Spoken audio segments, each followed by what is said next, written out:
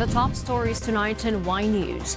The palace claims that 41 bills have already lapsed into law, while only 5 were vetoed by President Ferdinand Marcos Jr. Learn about some of the notable bills that were signed into law, as well as their mandate. A new bill filed in Congress seeks to prohibit the use of sidewalks for commercial and personal use. Newly appointed Commission on Elections Chairman George Erwin Garcia plans to establish an academy for all COMELEC employees. U.S. House Speaker Nancy Pelosi concludes her historic Taiwan visit as China responds with military drills and trade restrictions. Good evening, Philippines and the world. Today is Wednesday, August 3, 2022. Join us in the next hour as we deliver today's top stories around the Philippines and in other parts of the world. I am Hardy Delgado. We are also seen in 1,935 satellite monitoring centers nationwide and via live streaming worldwide through the UNTV News and Rescue social media accounts. First in the news. 41 bills during the 18th Congress had become law. Among the notable national bills that became law were the Separate Facility for Heinous Crimes Inmates Act, which requires that there shall be a secure, clean, adequately equipped, and sanitary national penitentiary for the custody and safekeeping of offenders convicted of heinous crimes. The Anti-Online Sexual Abuse and Exploitation Children Law amends the Anti-Pornography Act or Republic Act No. 9775 to protect minors against online sexual abuse and exploitation. Republic Act No. 11930 makes it a crime to create, willingly access, and knowingly share any sort of child sexual abuse and exploitative material. The Digital Workforce Competitiveness Act intends to prepare the Filipino workforce for future jobs through education and digital skills training. Meanwhile, the Creative Industries Charter of the Philippines directs the establishment of a council to carry out a long-term strategy for the growth and promotion of the nation's creative industries with the intention of generating opportunities and offering incentives to maintain Filipino excellence in this sector. The Private Security Services Industry Act mandates registration and licensing of private security firms. And large firms will now be required to process their single-use plastic packaging waste under the Extended Producer Responsibility Act. Meanwhile, 5 laws that were supposed to become a law was rejected by President Ferdinand Marcos Jr. The most recent one to be vetoed was the legislation exempting from income tax the honoraria and allowances of those who worked on election-related projects. The palace denied claims of a possible bill veto spree by the chief executive. Yung pag-veto ng presidente is a matter of good housekeeping. Ang ating tax system, di ba nireforma natin ito? Sa pagre-reforma, ginawa natin maayos, tinanggal natin yung mga benepisyo, mga exemptions, at kung ano-ano pa na binibigay to various groups. Meanwhile, a new law ensures the permanent validity of the Philippine Statistics Authority's birth, marriage, and death certificates. Meanwhile, the PSA intends to implement new safety features in civil registry documents. JP Duñez will tell us why. The Philippine Statistics Authority reported that as part of its efforts to ensure the authenticity of the documents it is releasing, it has already tested a system in which QR codes are written on civil registry documents. This coincides with a new law declaring permanent validity of documents such as for birth, death, and marriage certificates. Pwede po kaming magdagdag ng additional na security features. Katunayan nito, nagkaroon na po tayo ng pilot testing ng CRS-ITP2. Ito po yung Civil Registration System IT Project 2. Ang ating mga civil registry documents ay merong QR code. Yung QR code na to ay isang tool para ma-determine mo kung authentic ang isang civil registry documents. But for the time being, the PSA stated that it will continue its security measure of occasionally changing the color of PSA documents to prevent forgery. PSA stated that Republic Act 11909, which declares the validity of live birth, death, and marriage certificates to be permanent, is a welcome development for the agency. However, it clarified that the civil registration documents they issue have been permanent since then. Meanwhile, violators will face 1 month and a day to 6 months in jail, pay a minimum fine of 5,000 to 10,000 pesos or both. Officials from the government who break the law will also be temporarily barred from holding public office. JP Nunez, UNTV, News and Rescue. We serve the people. We give glory to God. A bill was filed in Congress seeking to prohibit the use of sidewalks for commercial and personal use. This includes selling items, doing house chores such as hanging clothes, and conducting of funerals. Eileen Cerudo will tell us why. House Bill number 1252, or the proposed Unobstructed Sidewalk Act, aims to decongest sidewalks to give space for pedestrians. Pangasinan 5th District Representative Ramon Guico Jr. said pedestrians are forced to walk on the road because sidewalks are crowded with stores. Some residents use sidewalks to expand their homes by using it as a storage area or homes for their pets. In his explanatory note, Congressman Guico stressed these circumstances lead to the exacerbation of the dismal traffic situation, as well as it also increased the risk of avoidable accidents. House Bill number 1252 prohibits activities such as vending or selling of items, doing house chores such as washing or hanging clothes, vehicle parking or repair, dumping garbage, using sidewalks to install animal pens, storing household appliances, and holding a funeral in sidewalks. Proposed penalties for violators include a fine ranging from 10,000 pesos to 30,000 pesos or imprisonment of at least 6 months to a maximum of 1 year. Local officials who fail to implement the measure once enacted into law will be accountable and fined at least 100,000 pesos, but not more than 500,000 pesos. Eileen Cerudo, UNTV News and Rescue. We serve the people. We give glory to God. A House bill was filed seeking to uphold the rights of commuters in the country. Under House Bill number 2064, or the proposed MAGNA CARTA for commuters, refunds will be given to stranded passengers. Transport operators are also required to provide assistance such as food in case public transport services break down. Rizal 4th District Representative Fidel Nograles, author of the bill, said Filipinos have suffered mobility issues that affected the vulnerable sector, including the elderly and persons with disability. Once approved into law, any individual or government agency proven to violate the provisions will pay a fine of not less than 200,000 pesos. Government officials found violating the measure will be dismissed from service. President Ferdinand Bongbong Marcos Jr. has encouraged local government units to consider public-private partnerships and digitalization. Nel Maribohok will tell us why. President Bongbong Marcos believed that digitalization would play an important role in the public-private partnership, particularly in pushing for economic recovery and digital transformation. This was part of President Marcos' message during the courtesy visit of members of the Philippines League of Cities. The President encouraged LGUs to be open to public-private partnership to fund their projects.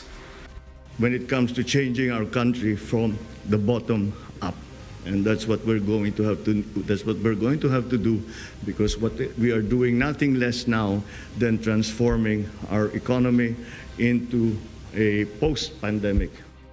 The chief executive reported that he had received offers to fund major projects, including official development assistance or ODA and joint ventures. President Marcos said that in addition to pushing digitalization, his administration would focus on infrastructure. Nel Maribohok, UNTV News and Rescue. We serve the people, we give glory to God. The Philippine Coast Guard confirmed rocket debris was found near the Mindoro Strait from China's recently launched Long March 5B booster rocket. Commodore Arman Balino, PCG spokesperson, said the rocket debris were found by fishermen floating around 100 miles from Mamburao, Occidental Mindoro, and were turned over to the PCG Mamburao station on Tuesday, August 2.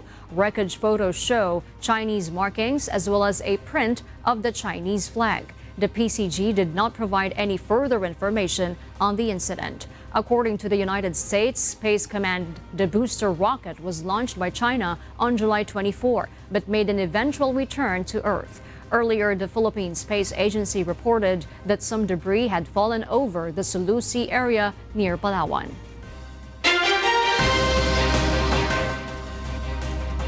And for the news abroad, U.S. House Speaker Nancy Pelosi has left Taiwan after arriving yesterday to meet with President Tsai Ing-wen. The visit has anchored China and will conduct a number of live-fire military drills around the island tomorrow through Sunday. From Taiwan, Amiel Pascual will tell us the updates live.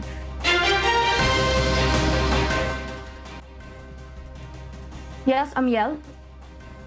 Good evening, Marielle. United States House of Representatives Speaker Nancy Pelosi concluded her short stopover to Taiwan and took off from Songshan International Airport in Taipei, 6 p.m. local time. Pelosi arrived in Taiwan late Tuesday with her congressional delegation, which she declared as America's unwavering commitment to supporting Taiwan's vibrant economy. The U.S. lawmaker started her schedule this morning addressing Taiwan's parliament. She then proceeded to the presidential office building and met with Taiwan President Tsai Ing-wen. Tsai conferred on Pelosi the Order of Propitious Clouds with special grand cordon, praising her for unwavering support to Taiwan's development and democracy. Threats, Taiwan will not back down. We will firmly uphold our nation's sovereignty and continue to hold the line of defense for democracy. At the same time, we wish to cooperate and work in unity with all democracies around the world to jointly safeguard democratic values. Today, our delegation, of which I'm very proud, came to Taiwan to make unequivocally clear we will not abandon our commitment to Taiwan, and we are proud of our enduring friendship. The 82-year-old U.S. lawmaker also met pro-democracy activists at Jingmei Human Rights Memorial and Cultural Park in a meeting organized by American Institute in Taiwan. In response to Pelosi's unannounced visit to Taiwan, China's People Liberation Army announced that it would conduct a 4-day live-fire military drills in 6 maritime areas near the island starting tomorrow. Beijing has already banned 100 Taiwanese companies to export goods and agricultural products to mainland in retaliation for Pelosi's arrival to Taiwan. Meanwhile, President Tsai said that holding live-fire military drills near Taiwan is unnecessary, and her government was open to constructive dialogue to maintain peace across Taiwan Strait. And that's the latest here in Taiwan. Marielle? Thank you, Amiel Pascual, reporting live from Taiwan.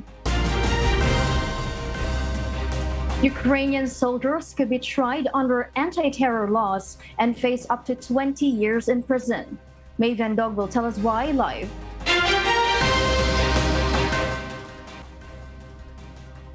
Yes, May, please go ahead.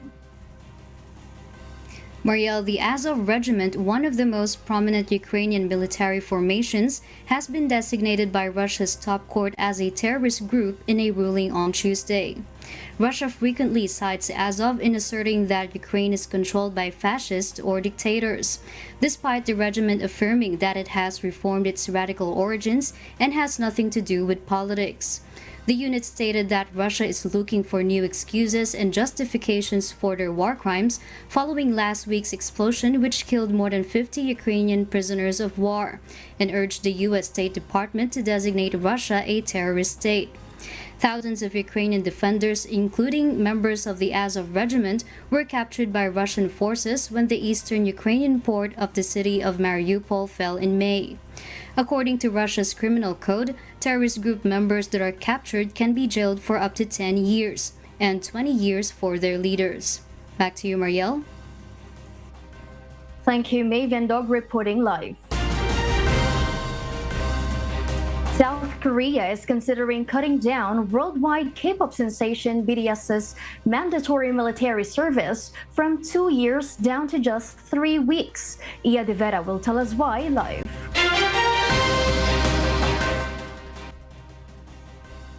Yes, Ia, good evening.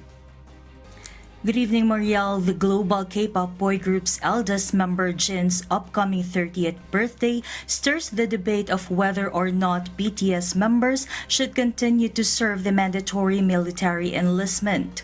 The parliament's controversial law change aims to cut the mandatory 2 years down to just 3 weeks and will likely be applicable to all K-pop stars. A shorter military service is known to be already permitted for award-winning Olympic and Asian Games athletes and classical musicians and dancers.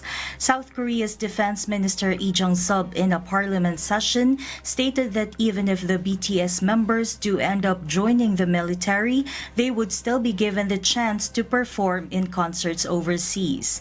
Marielle, BTS's agency Big Hit and the 7 members have yet to respond to the controversy. Back to you, Marielle. All right, thank you, Ia De Vera, for that live report. We'll share more global stories with you later, but for now, back to you, Harleen. Thank you, Marielle. Newly appointed Commission on Elections Chairman George Erwin Garcia is positive that he will be able to implement reforms in the poll body during his tenure. This includes raising the professional standards of COMELEC employees. Dante Almento tells us why live. Yes, Dante? Good evening, Harleen. COMELEC Chairman George Erwin Garcia is eyeing for structural reforms and modernization in the Commission on Elections. As the new head of the Commission, Garcia has made clear one of his plans is to establish a Commission Academy. All current employees and applicants will undergo continuous training throughout their employment. I will definitely move for the creation of a COMELEC Academy. Lahat ng i-hire namin, lahat ng meron kami, kinakailangan mag-undergo sila ng training at kinakailangan meron kaming curriculum. For example, nag-hire kami ng election officers, nag-hire kami ng election assistants, kahit na security guards, they will have to undergo education.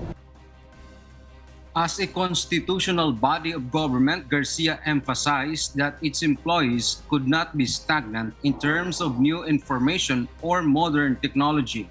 The COMELEC chief will also prioritize the construction of their own building.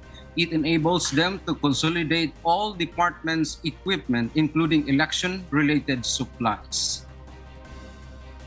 If my memory serves me right, as of that time na nandito ko as COMELEC Commissioner, mga 70 to 75 million ang aming rental. Isipin nyo, kasi nga, at nare-rent natin, hindi naman po kagagandang building. But we have no choice, yun ang pinakamura. Sabi ng procurement, sabi ng kinakailangan, kung ano yung mababang upa.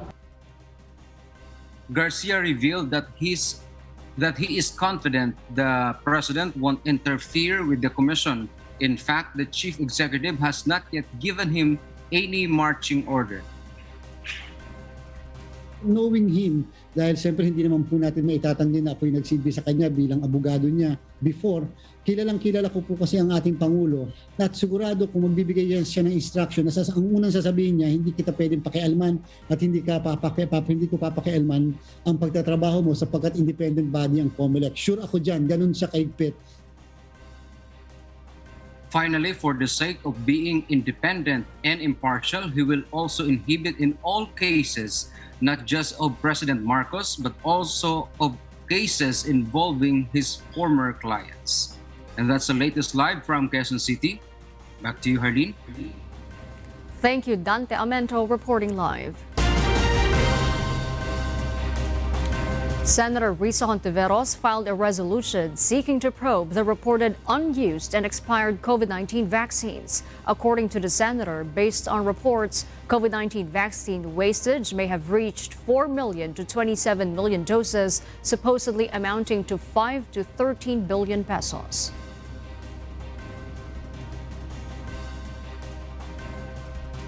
Baka naman may oversupply na tayo, kaya may hindi nagagamit at nasasayang.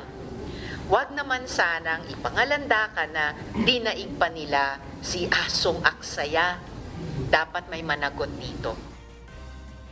However, Department of Health Officer in Charge Maria Rosario Vergara says there is no oversupply of COVID-19 vaccines.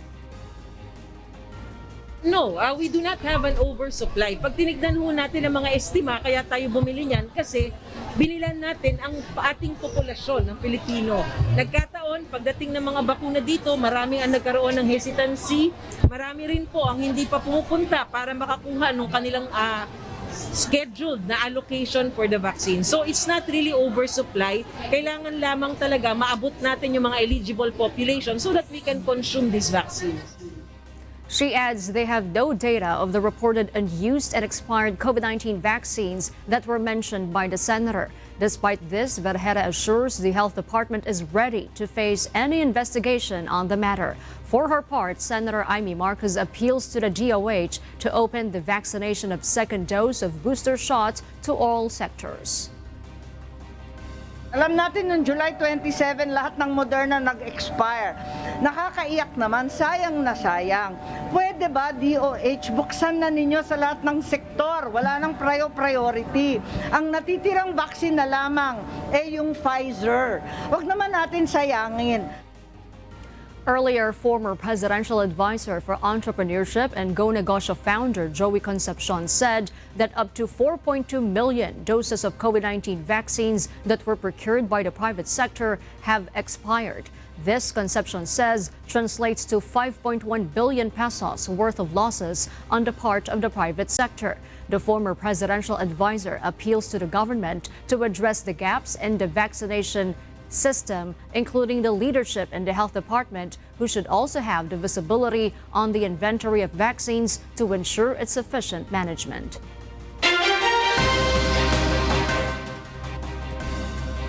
Traces of polio have been detected in New York State wastewater. However, health experts say it is not yet clear or confirmed that the virus is actively spreading across the region. Miguel Moldez will tell us why.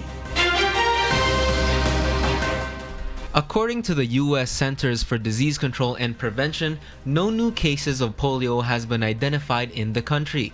The wastewater presence in a New York City suburb a month before health officials announced the confirmed case means there may be more residents shedding the virus in their waste.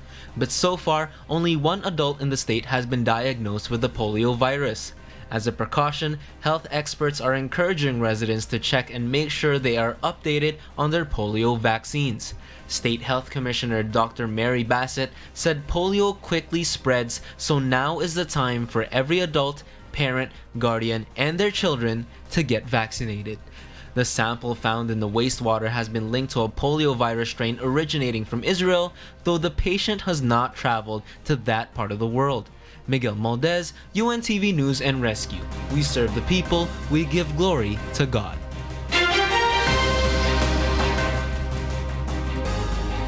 Hong Kong becomes the first city in Asia to approve Sinovac's COVID-19 vaccine for children as young as 6 months to 3 years old. Ruth Bahe will tell us why live.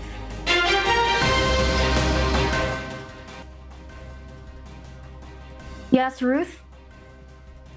Marielle, Hong Kong has authorized vaccinating children aged 6 months to 3 years old with Sinovac vaccine starting on Thursday. The government explained that the decision was made because several young children had become seriously ill or even died after contracting the infection, citing research from the University of Hong Kong that showed those under the age of 11 had 1.8% chance of needing intensive care and a 2% mortality rate. Hong Kong has ready stocks of Sinovac vaccine that can use to inoculate infants and toddlers, as the dose is the same as for adults, while Pfizer-BioNTech vaccines are for 5 years old and above. Mariel, as of Tuesday, 93% of children aged 3 and above have received 1 dose of COVID-19 vaccine and 89.6% with second dose. About 67.5% with third dose for 12 years and above, and 210,159 people who have received their 4th dose. Back to you, Mariel. Thank you, Ruth Bahe, for that live report. To better prepare and protect people for an imminent weather event, Sevilla, Spain implemented a new heat wave ranking and naming system. Zoe, the world's first named heat wave, hit Spain last week with a temperature over 110 degrees Fahrenheit. Heat waves in the highest tier, or Category 3, will be named, which means that succeeding heat waves will be named Yago, Senya, Wenceslao, and Vega. Juan Espadas, former mayor of Sevilla, said in a statement that the city is proud to implement a new naming system for the heat waves with a goal of saving and protecting people's lives, and he encourages other cities to do the same. And those are the reasons behind the news in other parts of the globe. I am Mariela Toza reporting live from Perth, Australia. Good evening. Office targets backlog in plate production be at a minimal starting next year. The agency also eyes implementing online transactions and registration processes. Asher Kadapan Jr. has the story. The Land Transportation Office is waiting for the Department of Budget and Management's release of the 6 billion peso fund approved by the Congress for the agency. Newly appointed LTO Assistant Secretary Teofilo Guadis III says this will help in clearing their long-standing backlogs in the plate production, which now reaches to almost 9.5 million plates. The LTO, under its new leadership, plans to use the money to procure the required number of plates by acquiring more plate-making machines or by outsourcing them. My thrust is that to be able to get the money, get the process going on, so that in 6 months' time, we can start producing plates to address the issue. So how do I do this?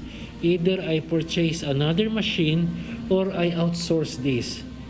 Hopefully, in a year's time, siguro konting-konti na lang ang backlog. ASEC Guadis also plans to take up with concerned government agencies another process to avoid backlogs in plate production. This is against the current process where the LTO transmits to the National Treasury the payments for the plate and the vehicle registration, while the LTO awaits for the Congress to approve the fund for the procurement of the plates. Mas maganda sana kung yung binayad niya ay ilagay na lang sa isang trust account, so anytime na darating yung plaka, nandiyan na yung pera. Para bang humahaba yung proseso. Pera na ni Juan de la Cruz yun, pambayad ng plaka, nilagay mo pa sa National Treasury. And then pagbabayaran mo yung plaka ni Juan de la Cruz, kailangan mo pa ng batas ng Kongreso. The LTO also plans to implement contactless transactions in driver and vehicle registrations. This is to avoid corruption in the agency and will hasten and make the process more convenient. Asher Kadapan Jr., UNTV News and Rescue. We serve the people, we give glory to God. The Philippine Institute of Volcanology and Seismology, or PHIVOLCS, observed an increase in sulfur dioxide emission in the Taal volcano. PHIVOLCS said that volcanic smog, or VOG, was observed on August 2 and August 3 over the western Taal caldera due to Taal's degassing. Municipal officials said heavy VOG has reached the town of Laurel Town and Barangay Banyaga Agoncillo Town in the province of Batangas. Damages to vegetation were also reported. Arkasang Bahay. As the world faces these trying times amid wars, disasters, and outbreaks, we are inviting everyone to join the global prayer for humanity from Monday to Friday, 9:30 p.m. Philippine time, through the social media accounts of Members Church of God International.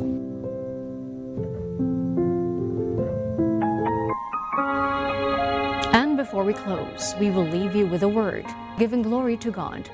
From the book of Proverbs, chapter 27, verse 7. It says, "The full soul loatheth a honeycomb, but to the hungry soul every bitter thing is sweet.